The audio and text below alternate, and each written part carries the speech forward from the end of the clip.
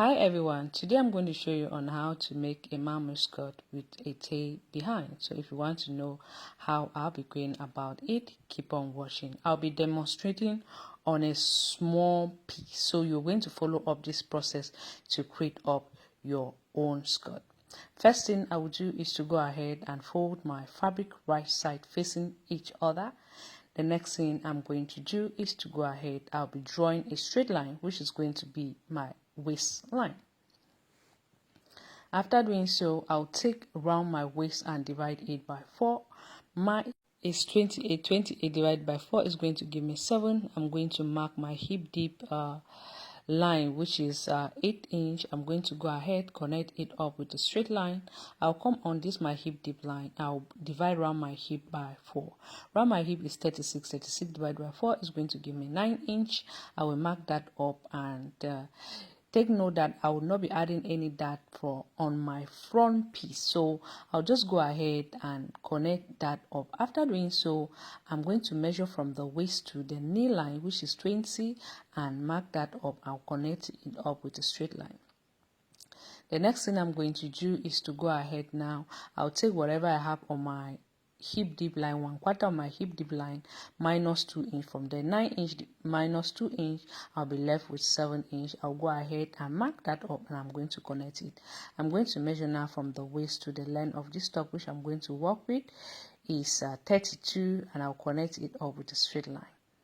Next thing I will do is to measure up whatever I have here on my hip deep line, and I'll be adding 4 inch to it depending on how flare you want it to be at the downer part. I'm going to go ahead, I'll be connecting it up like so.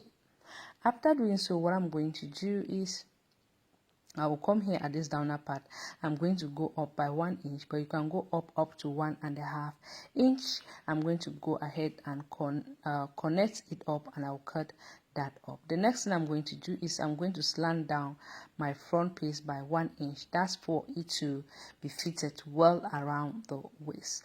I'll go ahead and refold again my fabric into 2. This time around, I'll make sure I'm leaving 5 inch or 10 inch. Remember, depending on how long you want your tail to be at the back. Me, I'm leaving 5 inch for now. I'll just go ahead and place up my fabric on it. After placing it up, next thing I will do now is to come here. I'll draw this knee line up straight. I'll come here. I'm going to mark 1.5 inch. And then at the hip deep line, I'll mark 2 inch. This is for the boot to sit well on it. Okay. Then I'm going to come here. I'll mark 1 inch. 1 inch. I'll go ahead now. I'll connect those points up. After connecting that up, I'm going to go ahead at this downer part. I'll connect it all the way to here. You can first of all use your straight line, or you can use your curve ruler. Make sure that it is not that sharp there.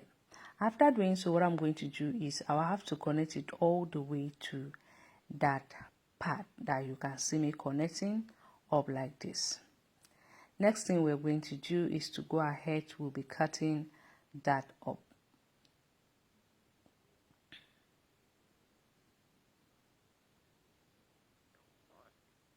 When I'm done cutting it up, I'll make sure I notch the knee line, so I should know where exactly I'll be joining them up.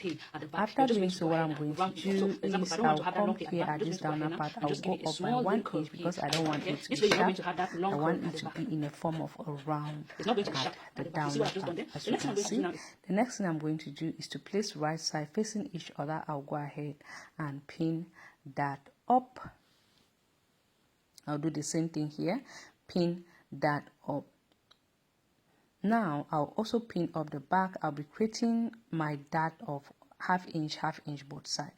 But remember, I said I don't like adding that at my front piece. I always do so at the back piece. After doing so, you go ahead and stitch everything up. After stitching, the next thing I will do is to go ahead. I'll be joining up my waistband to it, and this is what it looked like. Make sure that you leave your 7-inch for you to be able to add up the zipper. As you can see, everything came out well. I hope you find this tutorial helpful. If you do, don't forget to give it a thumbs up, like, comment, and share. Check Anita Handmade Creation for more DIY. Thank you so much for watching. Bye.